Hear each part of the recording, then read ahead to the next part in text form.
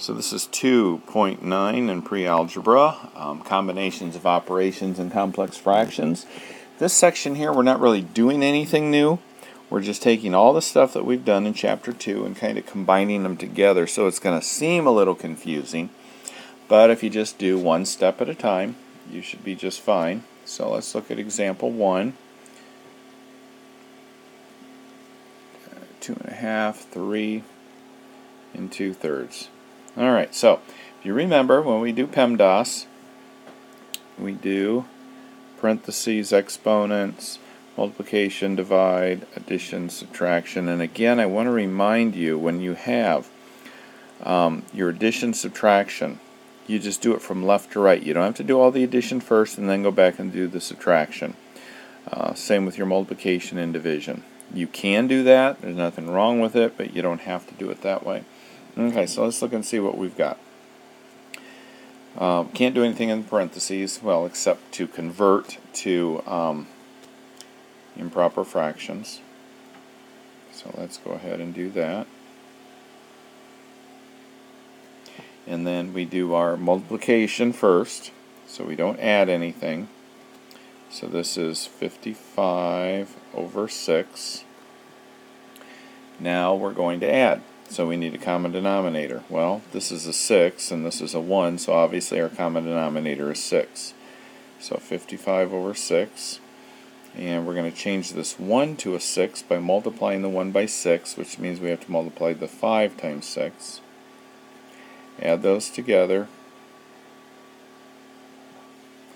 and we get 85 over 6. And because we don't like to leave anything in improper fraction, we go 85 divided by 6, and we get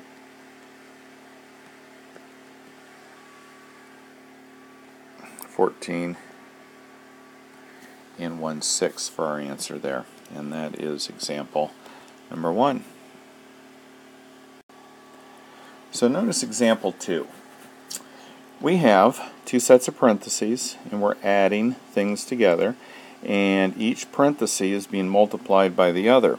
Now, according to PEMDAS, we do what's in the parentheses first: exponents, multiply, division, add, and subtract. So, normally you look at this and you're like, well, addition comes way down here, so I'm not going to do that first. I need to multiply this times this, or multiply something, because it's up here. Alright, this is where a lot of students make a mistake. The first thing you do is the parentheses. Whatever is in the parentheses you do first. I don't care if it's add, subtract, multiply, divide, whatever. So we're going to look at each parenthesis, and even though addition occurs down here, because it's inside of a parenthesis, we do it first. So we're going to add these, and then we're going to add these, and then we'll go to our next step and multiply when we get one number in here and we get one number in there. So let's go ahead and do this. 3/4 and 5/8. So 3/4 and 5/8. We're going to add those. Well, my common denominator is 8 because 4 times 2 is 8, and 3 times 2 is 6, and 5/8, that's already a common denominator, so that gives me 11 over 8.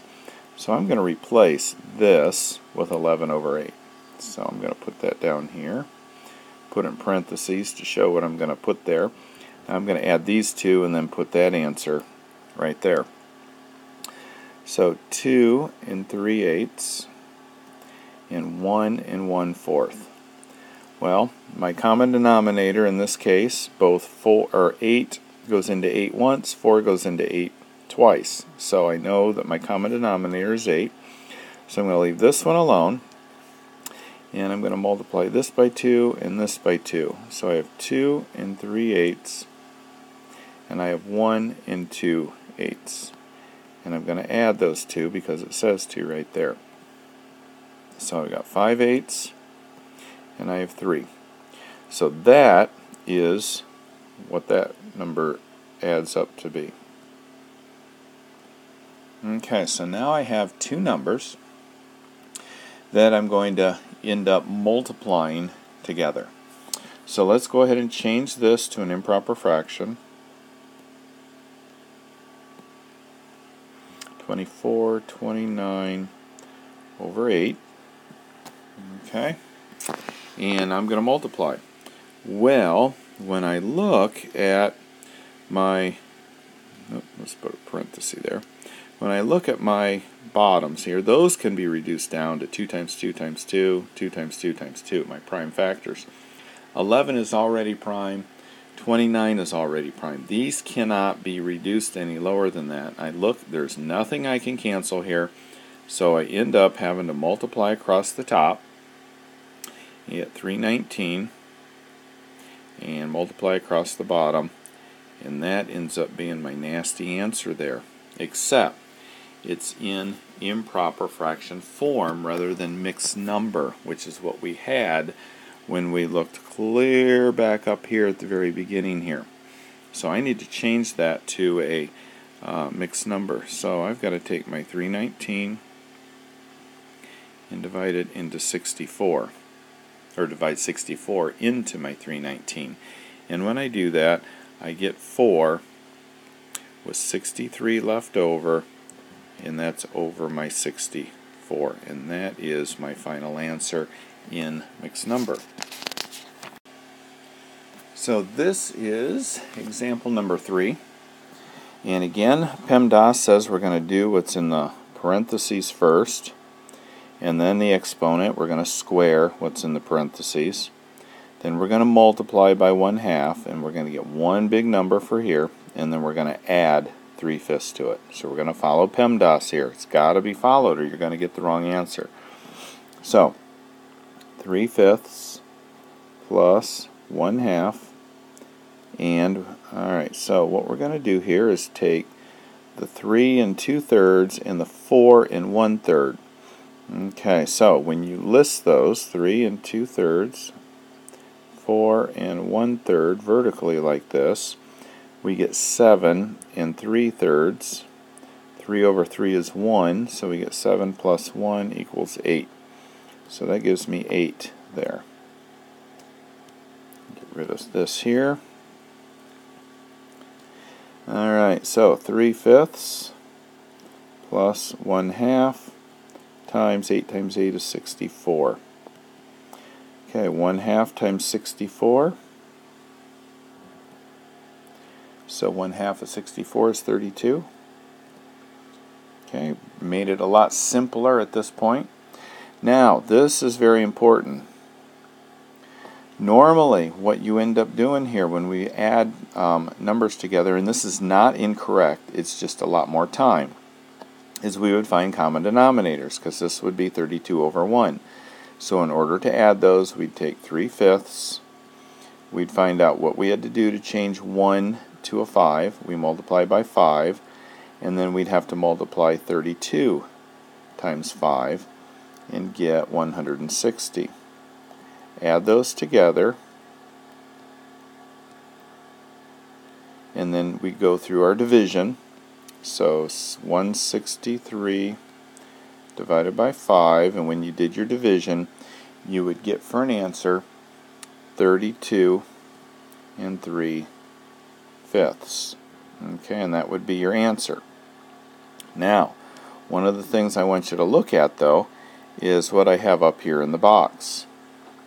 I have 3/5 plus 32. Remember when I said all a mixed number is a whole number plus the fraction. So if I put these two here together because of this plus sign, because this is 32 over 1, it's a whole number.